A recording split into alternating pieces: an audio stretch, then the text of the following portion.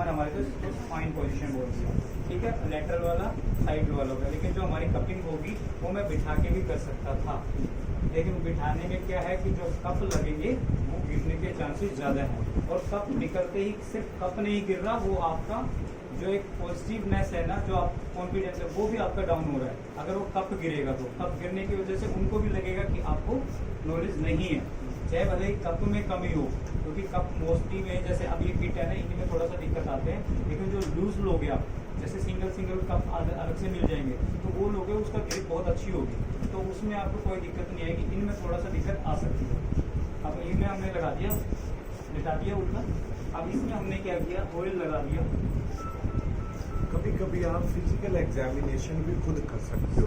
कौन सा वाला ये करूँगा, जैसे क्या है कि आप देखोगे कर्वनेस आ रही है, ठीक है, अगर बहुत ज़्यादा कर्वनेस आ रही है तो आप सिर्फ ये बोल दो कि आपके यहाँ दर्द रहता है, वो अपना भी कह देंगे हाँ ये दर्द, ठीक है। और ये जो एरिया है ना, जो सर्वाइकल और ये लंबर, इसके बीच का जो थोरासिक एरिया है, इसमें कभी भी नेचुरल प्रॉब्लम नहीं आएगी। इसमें मोस्टली जो प्रॉब्लम आएगी वो तब आएगी जब एक फिजिकली इंजर्ड होगा। मान लो किसी ने घुसा मारा, मान लो बाइक से बैठे हो, एकदम से आपको झटका लग गया, मतलब कोई भी फिजिकली इंजरी होगी तब आपको इस थोरासिक एरिया में प्रॉब्लम होगी। अदरवाइज सर्वाइकल और लंबर एरिया में ही दिक्कत होगी। क्यों होगी? क्योंकि यही हमारा मोस्टली मूवमेंट करता है। इधर से ऊपर लेफ्ट राइट यही मूव करेगा, नीचे ऊपर हुए ट्विस्ट किया, मोस्टली यही करता है। बाकी तो सेफ्टी का काम है, लेकिन जब हमारा इंजर्ड होगा फिजिकली तभी हमारा इलाज होगा, अदरवाइज नहीं होगा। दूसरा एरिया कि जैसे अब एक मेरे पास पेशेंट आए थे, वो क्या करते थे, उनका चक्की का काम था, आटा चक्की का। अब वो कंटिन्यू क्या करते थे, 20-20 किलो 50-50 किलो के कट्टे उठा के इसमें डालते थे, चक्की में डालते थे। चक्की की हाइट थी इतनी, अब वो उठा के हम डाल रहे हैं। अब हमने उनकी फिजिकल एक्टिविटी देखनी है, उनका प्रोफेशन देखना है कि क्या है वो, और क्या फिर उनका रूट कॉज। तो उनमें क्या है, थोरासिक एरिया में थी। क्यों थी? क्योंकि ट्विस्ट कर रहे हैं ऊपर करने के लिए, तो वो कंटिन्यू उसी चीज़ में, और कम से कम 15-20 सालों से वो काम कर रहे हैं, तो इस वजह से उनका वो हुआ।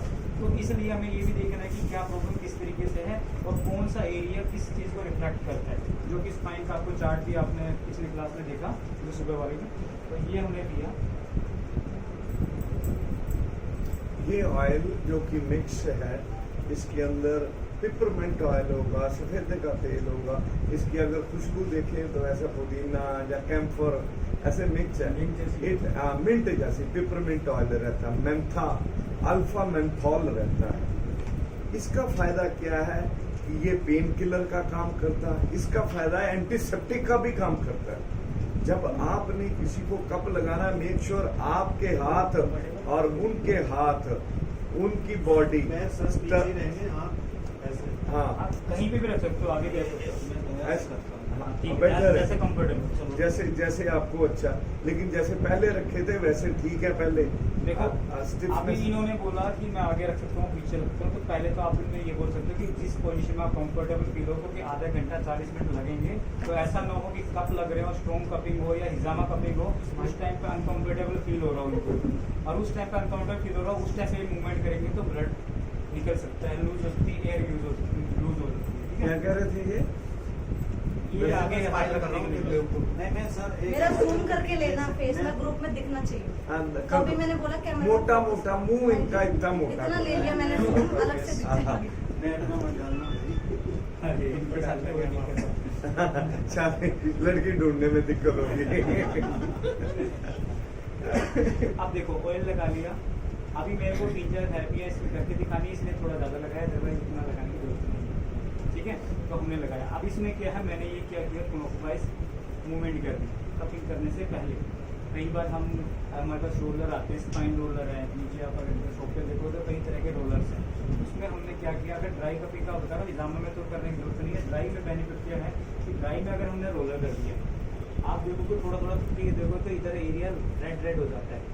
क्यों हो जाता है? क्योंकि वहाँ पे ब्लड सर्कुलेशन हमने इंक्रीज कर दिया आपने। हमने इसको अगर इनको हुआ है जैसे जिम में है, तो वो क्या है, स्टिफनेस की वजह से जो ये मसल्स है ना बहुत स्टिफ हो जाती है।